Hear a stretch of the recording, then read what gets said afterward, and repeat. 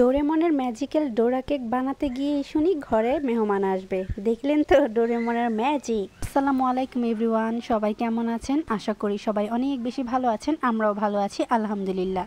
এই যে দেখেন আমগুলো, এই আমগুলো আমার ভাইয়া পঞ্চগড় থেকে নিয়ে আসছে। দুই ধরনের আম এনেছে, একটা হচ্ছে সূর্যপুরি আর একটা হচ্ছে আমরুপালি। আমি তো আমরুপালি আমকে 10 অফ 10ই দিব, কারণ ওই আমটা অনেক বেশি মজা প্লাস অনেক বেশি মিষ্টি থাকে।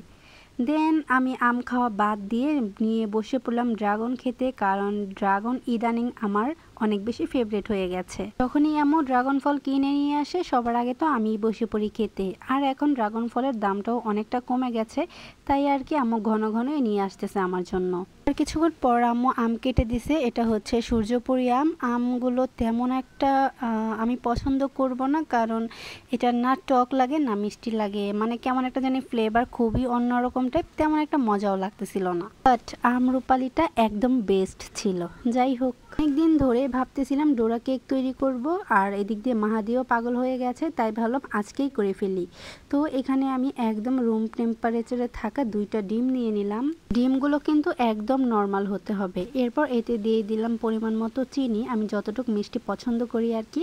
চিনিটা দিয়ে তারপর হচ্ছে ডিমগুলো খুব ভালোভাবে আমি একটু ফেটিয়ে নিলাম। এরপর এতে সব শুকনো উপকরণগুলো দিয়ে দিতে হবে। দিয়ে দিলাম ময়দা, গুঁড়ো দুধ, কোকো পাউডার, বেকিং পাউডার, তার সাথে দিয়ে দিলাম কফি, যাতে করে খুব সুন্দর একটা ফ্লেভার আসে। যাই হোক, এবার আমি হ্যান্ড উইস্ক দিয়ে খুব ভালোভাবে এটার সাথে মিশিয়ে নিব। তার সাথে অল্প অল্প করে লিকুইড দুধ দিতে হবে, আর একটু একটু করে নাড়তে থাকতে হবে যাতে বেটারটা খুব সুন্দরভাবে তৈরি হয়। তো হ্যান্ড উইস্ক দিয়ে নাড়তেই পারতেছিলাম না, দেন আমি হাতে ব্যবহার করলাম। বাঙালি তো হাতেই সেরা। যাই হোক, তো এই তো আমি খুব সুন্দর একটা বেটার তৈরি করে নিলাম। এবার হচ্ছে আমি এটাকে প্যানে দিব। তার আগে প্যানে আমি একটু পরিমাণে তেল দিয়ে তারপর হচ্ছে টিস্যু পেপার দিয়ে ভালোভাবে মুছে নিয়েছি। এবার একটু একটু করে ডোরা কেক শেপে দিয়ে দিব। চুলার আঁচটা একদম লো হিটে থাকবে, যাতে করে এটা ভিতরে দিয়েও পুরোপুরিভাবে কেকের মতো হয়ে যায়। যাই হোক, একটা একটা করে আমি সব তৈরি করে নিব।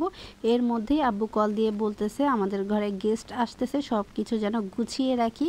তখনই আমার ডোরা কেকের 12টা বেজে গেল। কারণ আমি এখন ঘর গুছাবো নাকি ডোরা কেক তৈরি করব বলেন তো, কারণ আমার হাতে শুধু আধা ঘন্টা ছিল। তো আমি আম্মুকে দিয়ে কয়েকটা ডেইরি মিল্ক আনাইছিলাম, যাতে করে আমি এটা গলিয়ে তারপর হচ্ছে ডোরা কেকের ভিতর দিতে পারি। সেটা না হয় আপনাদের সাথে আরেকদিন শেয়ার করব। আজকে তো আমি অনেক বেশি তাড়াহুড়োয় ছিলাম। এদিকে আমি তার পাশে চুলায় দুধ বসিয়ে দিয়েছি, কারণ মেহমানদের জন্য একটু সেমাই তৈরি করতে হবে। তাই আমি এক পাশে চুলায় ডোরা কেক তৈরি করতেছিলাম, তার পাশে চুলায় দুধ জাল দিচ্ছিলাম সেমাইয়ের জন্য। আর এদিক দিয়ে তো ঘরটাও গুছিয়ে নিয়েছি। তো আমি অফ ক্যামেরায় সেমাইটা রান্না করে নিয়েছি। ভিডিও করার মতো একটুও সময় ছিল না। যাই হোক, তারপর আমি হচ্ছে চা বসিয়ে দিয়েছি, আর এদিক দিয়ে আম কাটাও হয়ে গেছে। যদি গেস্টরা আমাদের আগেই বলতো যে আমরা আসবো, তাহলে হয়তো আমরা ভালো কিছুর জন্য প্রস্তুতি নিতাম। তবে হুট করেই যখন আসতেছে আর হাতে এত কম সময় ছিল, তাই যতটুকু পারছি ততটুকুই করার চেষ্টা করছি। দেন এই তো গেস্ট আসার পরে আম্মু সব কিছু সামনে নিয়ে দিচ্ছিল। এদিকে দাঁড়িয়ে দাঁড়িয়ে আমি সব কিছু একটা একটা করে তৈরি করে দিচ্ছিলাম। তারা এদিকে একটু খুনসুটি করতেছিল, তাই আমি ভাবলাম যে একটু ভিডিও করে নেই। যাই হোক, এই ছিল আমার আজকের ভিডিও। আমি তো ডোরা কেকটা তেমন একটা তৈরি করতেও পারলাম না, আর আপনাদের সাথে শেয়ার করাও হলো না। যাই হোক, নেক্সট কোনো একদিন তৈরি করব ইনশাল্লাহ। আজকে ভিডিওটা এখানে শেষ করছি। সবাই ভালো থাকবেন, সুস্থ থাকবেন, আমার জন্য দোয়া করবেন। আল্লাহ হাফেজ।